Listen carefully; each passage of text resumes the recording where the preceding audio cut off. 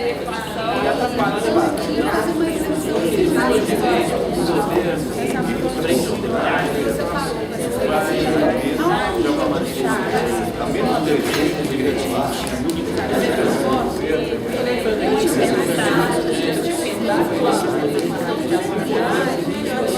Os dados que a gente tem, uma pesquisa recente, né, que mostra uma situação deplorável em qual a gente se encontra com relação ao saneamento básico. Isso tem desdobramentos em várias outras áreas. Acho que a gente tem que, primeiro, assim, saneamento básico não é uma questão, ainda que a gente já trate assim, básica. Hoje em dia a gente trata assim, é uma questão de obra, uma questão que está no departamento de obras da prefeitura.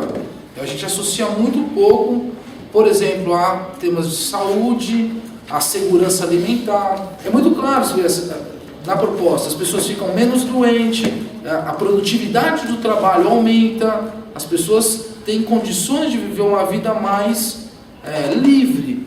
Então acho que aqui saneamento nessa proposta está articulado dessa ideia. É conservadorismo sugerir que as pessoas não deveriam estar acessando os mercados de bens de consumo?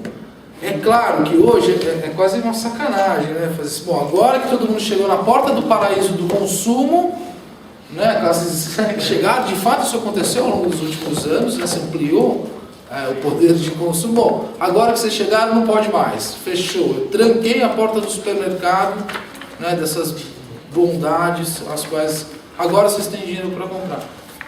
Eu acho que nessa proposta da Marina não se trata bem disso. E aí eu acho que o que você pode, talvez, é mudar o tipo de consumo. Mudar o tipo de consumo tanto do lado da produção de bens de consumo, quanto do tipo de demanda que pode estar emergindo. Quer dizer, hoje a gente está invadido de produtos que têm, se a gente fosse olhar estabelecer alguns critérios de sustentabilidade, eles são super baratos, todo mundo compra, mas assim, eles usam mão de obra infantil, em alguns casos escravos, né, degradam. Isso não está incorporado no preço, essas externalidades, para usar esse conceito da economia, não estão incorporadas no preço. Então não se trata simplesmente de incorporar e fazer isso tudo ficar mais caro e aí só compra o rico. Mas talvez encontrar outros mecanismos que alterem a nossa forma de enxergar a nossa relação com os bens de consumo. Acho que a analogia dele em relação à biblioteca ela é interessante, né? Essa ideia de um estado estacionário, de assim, olha, imagina uma biblioteca já está cheia de livros, mas se continua produzindo conhecimento, novos livros, que eu posso fazer isso substituindo, sobre como a valoração ambiental aparece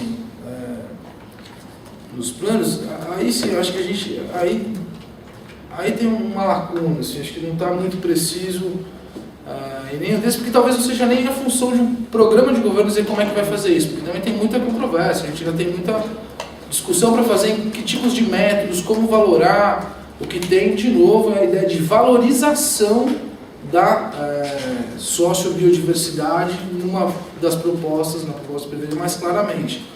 A questão da valoração, como é que eu transformo isso, também é marcado por uma controvérsia, que não é o caso de a gente entrar agora, mas que talvez explique o fato dela não estar muito explicitada em nenhuma das três propostas.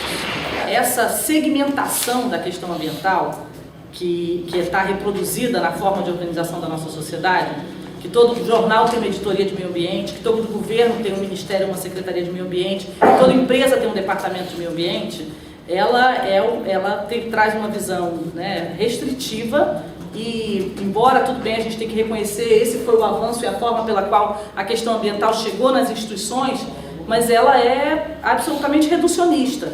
E ela faz a gente pensar isso, né? Então, não, a gente precisa avançar no social e no ambiental. Não adianta você avançar no social se você daqui a 20 anos tiver todo mundo, né? As pessoas estão morando e tal, você não vai conseguir dar sustentação, né? Para moradia digna, para emprego digno, para uma vida digna para essas pessoas, se você não tem qualidade de vida, né? Não tem um ar de qualidade, não tem água para beber, não tem comida para comer, como diriam os índios, os Yanomami, entendeu? Você vai comer dinheiro, né? Você não vai comer dinheiro. Você trabalha numa indústria que usa o óleo de jaborandi, então isso é um emprego verde, né? Não é só isso. É uma perspectiva de um emprego que dê mais qualidade de vida, que esteja baseado numa atividade de menor uso de carbono, menor uso de energia, enfim. É uma variedade muito grande.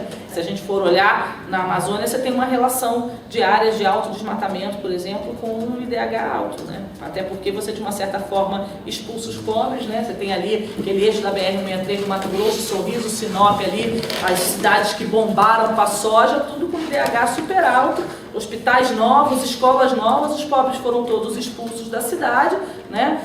Desmatamento, todo mundo comendo verdura, mesmo que você tenha o seu sítiozinho aqui e queira produzir, né, orgânico, o avião da soja vai jogar algum resíduo porque ele vai passar ali em cima, então, de fato, não tem indicador ainda que eu acho que considere essas questões. O que a gente vem assistindo com relação a como é que a gente mede o desenvolvimento? A gente vive ainda a tirania do PIB per capita. O IDH, né, e o Amartya Sen e o outro colega paquistanês, Mahbub al-Haq, que foi quem ajudou a pensar o IDH, ele acabou convencendo o Sen de que era possível fazer um índice. O Sen tinha uma resistência muito grande a um índice que capturasse essas dimensões múltiplas do desenvolvimento. Hoje ele ainda acha que foi bacana, né, colocou, mas a gente agora está vivendo a tirania do IDH e aí tem essas distorções que o índice acaba colocando. Tem uma série de iniciativas acontecendo. No Brasil teve a Unicamp teve muito envolvida nisso, que era o projeto DNA Brasil. Era a ideia não de um indicador sintético, mas de formatos, era quase um formato de estrela, assim, polígono, que você conseguia mudar. Essa questão dos indicados, enfim, um pouco na linha do que a gente veio conversando. Eles comunicam determinadas dimensões daquilo que a gente quer medir. A gente poderia se fazer a pergunta assim, o que interessa de fato? Quais são as dimensões que de fato importam para alguém, e aí acho que vale a pena, a coisa do FIB é muito isso, para alguém ser feliz. Qual é o fim último? Isso a gente pode ir atrás lá no Aristóteles. Qual é o fim do ser humano? O fim do ser humano é ser feliz. Bom, mas como é que a gente traduz isso em algo que possa ser facilmente comunicável, né, com que todos possam estar de acordo e que nos permita algo que seja útil para verificar se as tomadas de decisão, se os rumos que aquele grupo social, seja um país, um estado, um município, uma aldeia, está tomando, se a gente está indo para o caminho desejado. Então o indicador ele nada mais é do que algo que nos ajuda a saber se a gente está indo para o caminho que a gente gostaria de ir. É muito difícil definir indicador se a gente não sabe para onde a gente quer ir. Então acho que a resposta para o Linneu, na verdade, é assim, antes de tirar do bolso do colete, o sistema de indicador A, B, C ou D, a pergunta que está colocada, que é aqui nos congressos hoje à noite, é saber para onde que a gente quer ir. Porque senão, se eu não sei para onde eu quero ir, qualquer lugar tá bom.